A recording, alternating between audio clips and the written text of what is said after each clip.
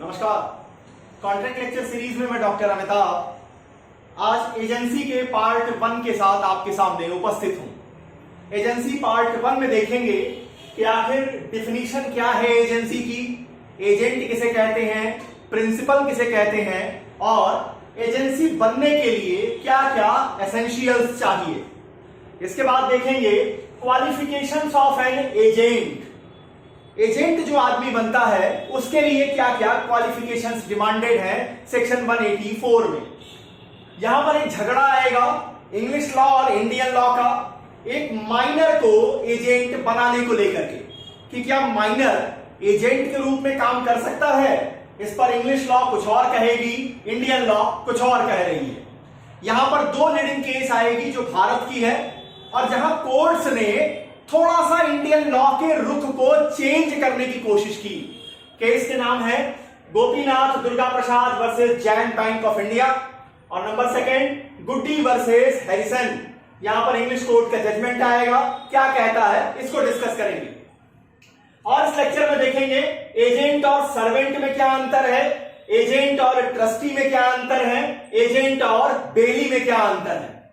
तो शुरू करते हैं कॉन्ट्रैक्ट के इस अंतिम चैप्टर एजेंसी को लेकर के पार्ट 1, जिसमें ये nature, definition, essentials, qualification of agent और डिफरेंसेस आएंगे।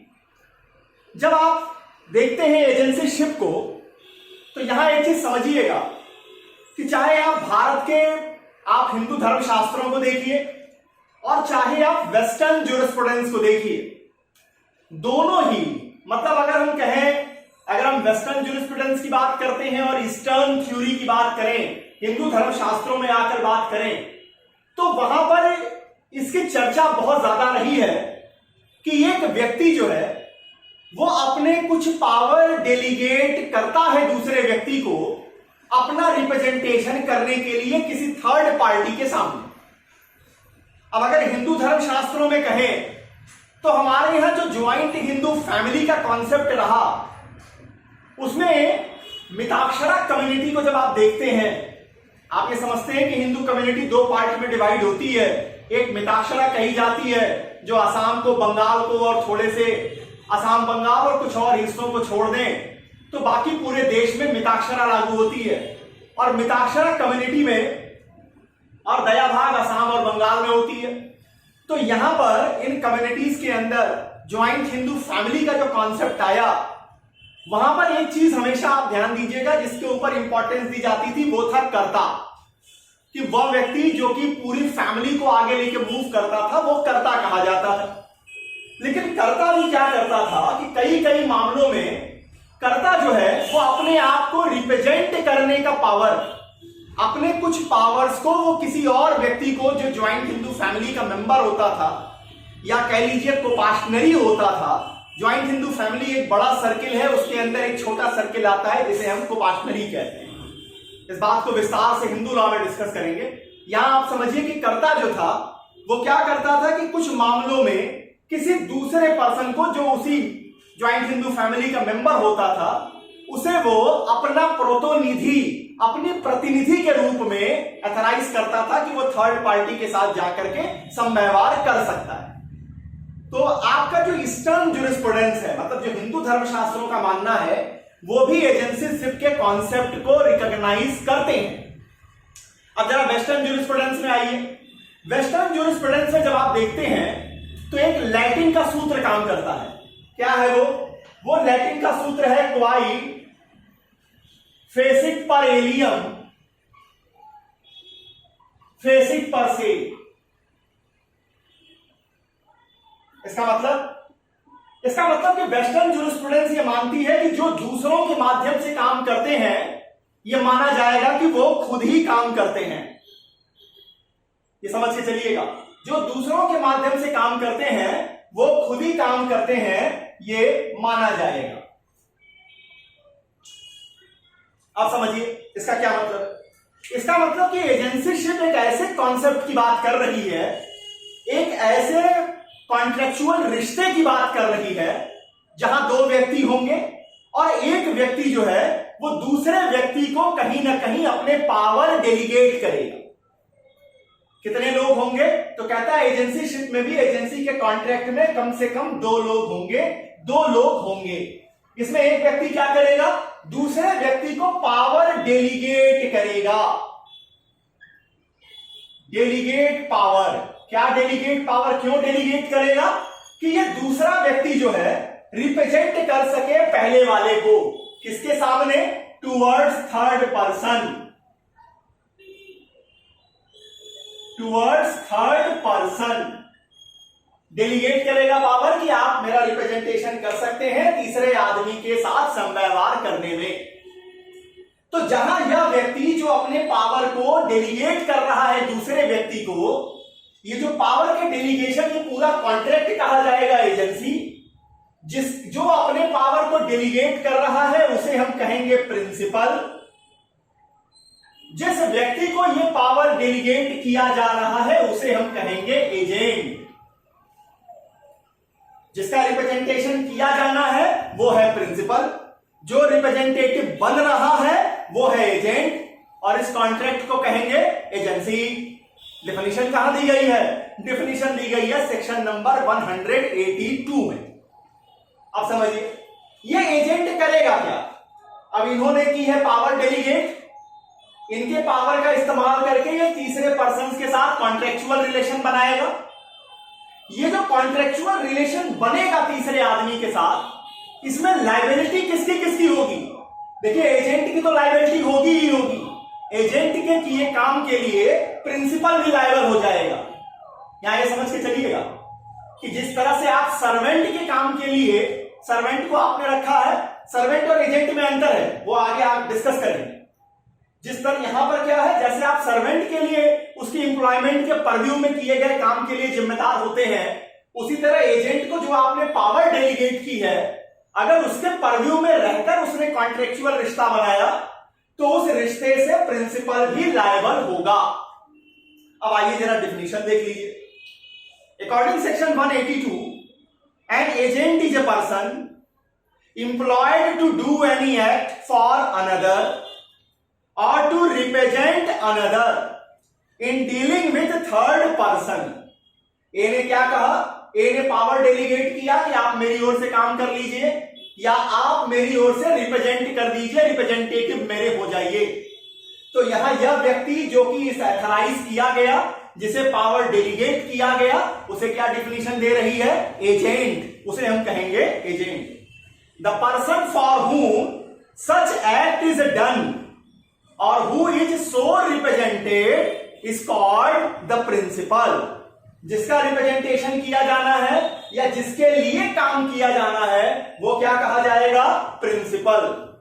So the agent has the authority to do an act on the behalf of principal, binding the principal personally for the work।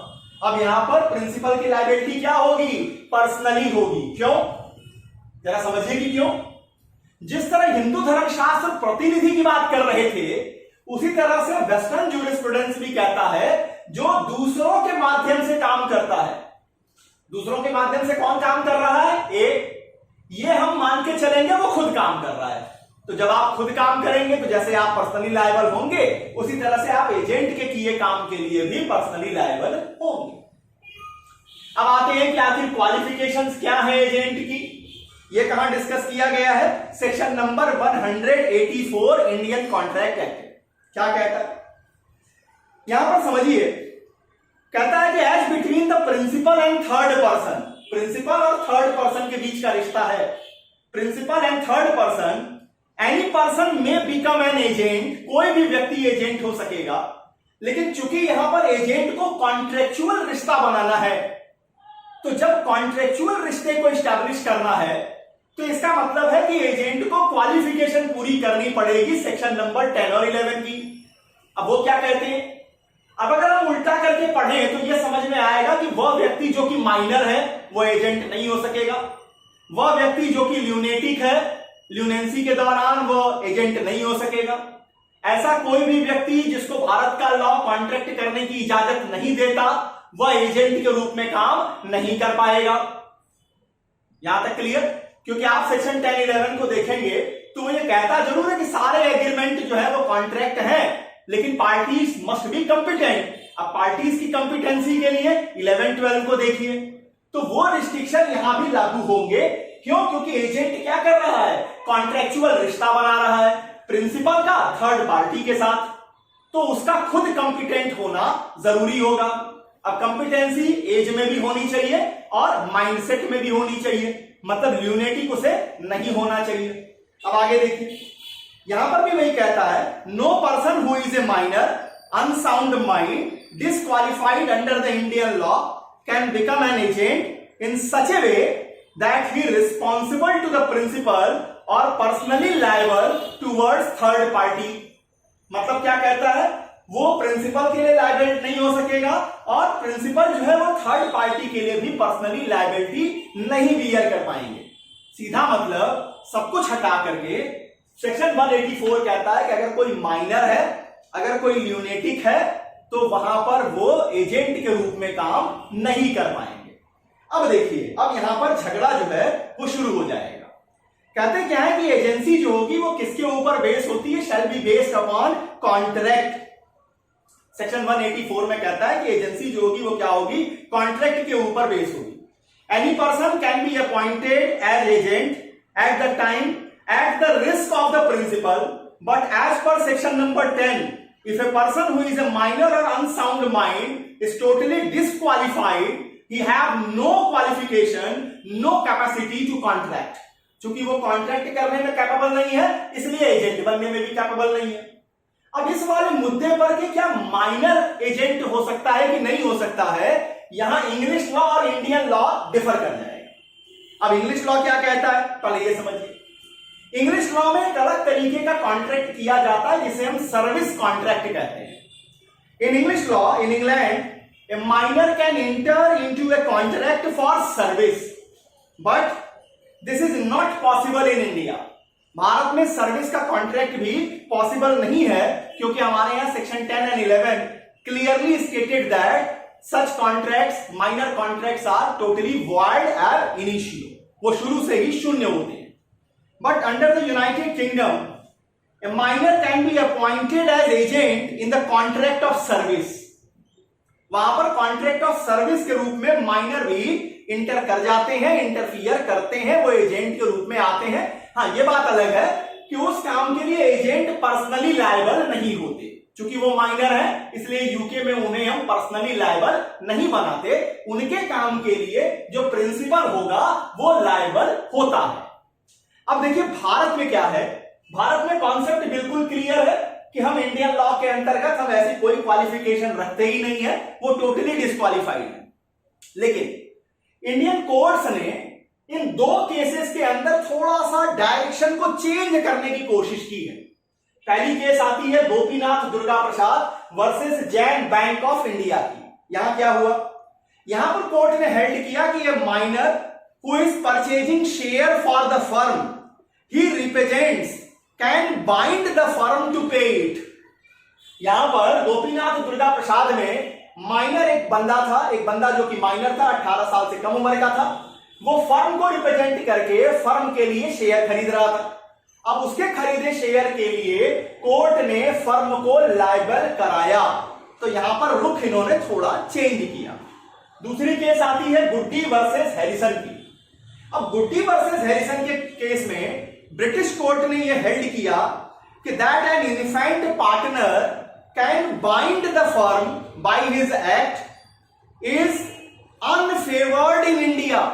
मतलब एक infant जो partner है वो भारत में firm को, अपनी फर्म को जिसके लिए वो काम कर रहा है, उसको वो बाइंड नहीं कर सकता है, जबकि इंग्लैंड में ऐसा बिल्कुल पॉसिबल है। और वहां इंग्लिश कोर्ट ने इस बात को रखा कि भारत में इस लॉ को देखा जाना चाहिए, मतलब इस पर सोचना चाहिए कि फर्म अगर मान लीजिए कोई भी व्यक्ति किसी माइनर को भी कॉन्ट्रैक्ट ऑफ सर्विस में ला रही है, अगर उसके काम के लिए आप उस बच्चे को भले पर्सनली लायबल मत बनाइए, लेकिन फर्म को आप लायबल बना सकते हैं।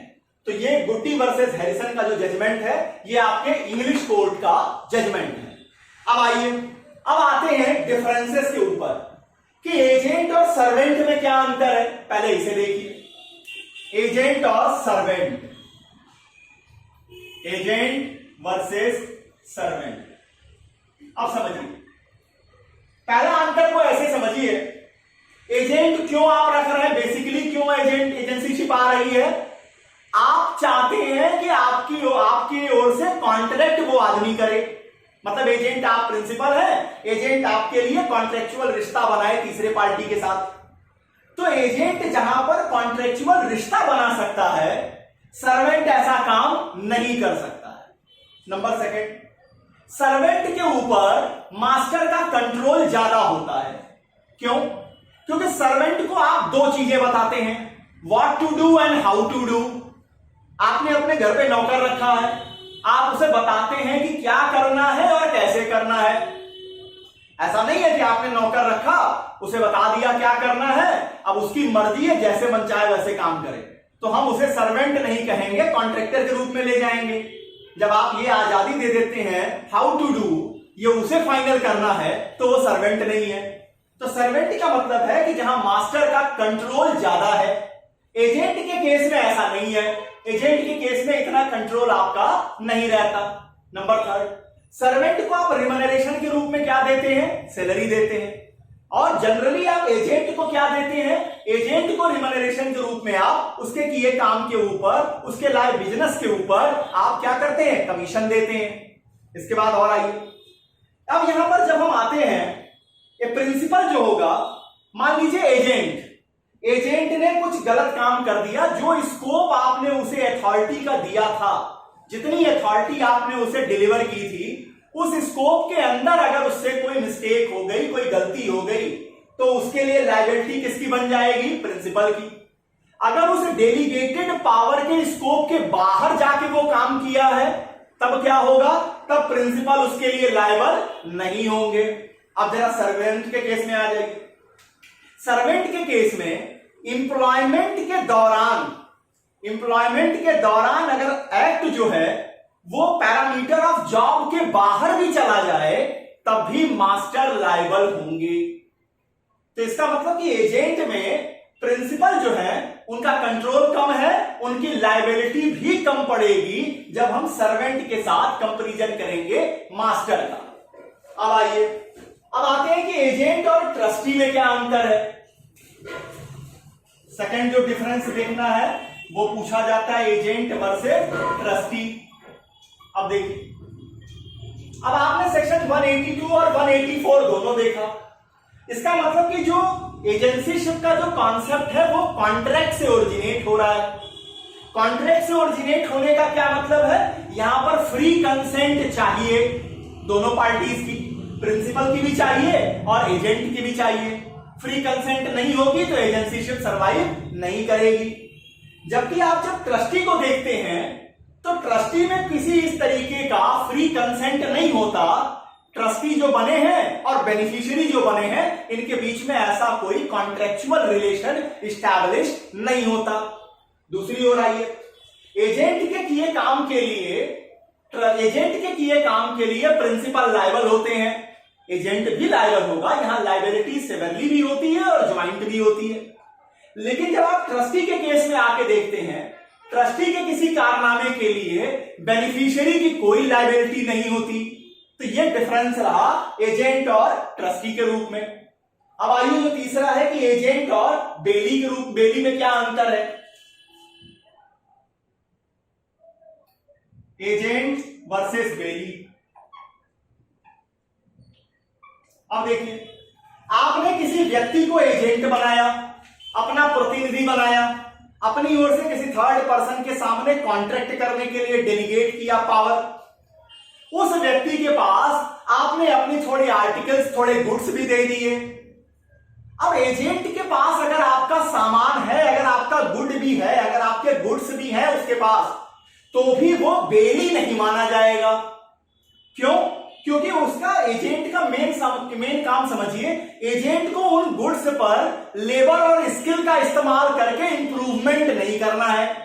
बेली के केस में क्या होता है, बेली को को जब आप सामान देते हैं तो या तो किसी विशेष पर्पज को पूरा करने के लिए, और जनरली आप सामान देते हैं उस पर उसके लेबर को करने के लिए, वो अपने स्किल का इस्तेमाल करता है, लेबर का इस्तेमाल करता है और उन चीजों में, उन गुड्स में इंप्रूवमेंट करता है। तो अगर एजेंट के पास आपका सामान है भी तो भी वो बेली के रूप में नहीं माना जाएगा। दूसरी ओर बेली किसी भी कॉन्ट्रैक्ट को कर ले किसी थर्ड पार्टी के साथ, बेली के किए कॉन्ट्रैक्ट के लिए बेलर रिस्पॉन्सिबल नहीं होगा। जबकि एजेंट के केस में एजेंट ने जो कॉन्ट्रैक्चुअल रिश्ता बनाया थर्ड पार्टी से, वो उसके लिए प्रिंसिपल क्या होगा, लायबल हो जाएगा। प्रिंसिपल वहां पर लायबल हो जाएंगे। तो अब आप ऐसे समझिए, एजेंट और सर्वेंट में अंतर आपने देख लिया, एजेंट और ट्रस्टी में अंतर आपने देख लिया, एजेंट और बेली का अंतर आप समझ गए। तो पार्ट 1 के इस लेक्चर में आपने समझा कि आखिर हिंदू धर्म शास्त्रों में प्रतिनिधि का जो कॉन्सेप्ट आया वो क्या है, और विदेशी जो कह लीजिए वेस्टर्न ज्यूरिस्प्रूडेंस में क्वाई फेसिट पर एलियम, फेसिट पर से किसे कहते हैं, 182 की डिफिनीशन क्या है एजेंसी की, एजेंट की, प्रिंसिपल की, और एसेंशियल्स क्या है। इसके बाद आ जाइए कि क्वालिफिकेशन क्या है एजेंट की, इसे आप 184 में बताएंगे। लिखा है कोई भी व्यक्ति हो सकता है, लेकिन भारत का लॉ कहता है कि वही व्यक्ति होगा जो कॉन्ट्रैक्ट करने में कैपेबल है। अब कॉन्ट्रैक्ट की इनकैपेबिलिटी 2 लोगों के ऊपर है, या कहिए 3 लोगों के ऊपर है, एक जो कि माइनर है, दूसरे जो ल्यूनेटिक है, और तीसरा जिन्हें लॉ ने रोक रखा है। अब यहां पर इंग्लिश लॉ और इंडियन लॉ का झगड़ा होता है। इंग्लिश लॉ का कहना है कि एक माइनर जो होगा वो पर्सनली लायबल नहीं होगा, लेकिन वो फर्म को लायबल बना सकता है, वो जो है प्रिंसिपल को लायबल बना सकता है, वहां पर कॉन्ट्रैक्ट ऑफ सर्विस किया जा सकता है, माइनर आ सकता है। भारत में ऐसा नहीं है। भारत में केसेस आई गोपीनाथ दुर्गा प्रसाद वाली, जहां पे थोड़ा सा रुख चेंज करने की कोशिश की। इंग्लिश कोर्ट आपकी जजमेंट आती है गुड्डी वर्सेस हैरिसन की, जहां पर इंग्लिश कोर्ट ने यह कहा कि इस पर देखा जाना चाहिए, ध्यान देने की जरूरत है। अब इसके बाद अंतर आपने देखा एजेंट और सर्वेंट, एजेंट और ट्रस्टी, एजेंट और बेली। उम्मीद करता हूं कि पार्ट 1 आपको एजेंसीशिप के बेसिक टेनेट समझाने में सफल रहा। पार्ट 2 एजेंसीशिप का जो कॉन्सेप्ट है वो लेके आएंगे क्रिएशन ऑफ एजेंसी।